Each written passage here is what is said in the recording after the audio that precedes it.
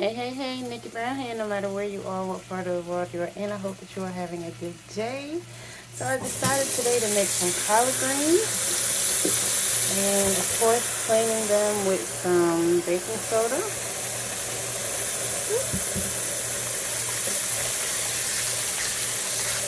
Take most of the stems out.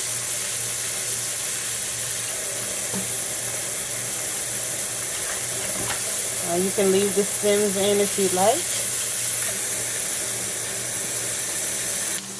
And we put them in a pan and let them cook down.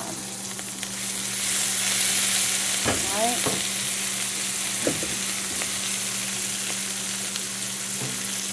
And we added some salt, pepper, olive oil,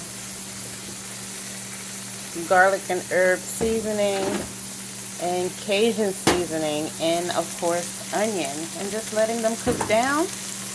I didn't put any water, just the oil. You can add a little water if you'd like, but I just let them cook down, and they're pretty much done. If you want them more tender, you can let them cook. You can allow them to cook a little bit longer, but they're tender enough for me. Because I want to maintain as much of the nutrients as I possibly can.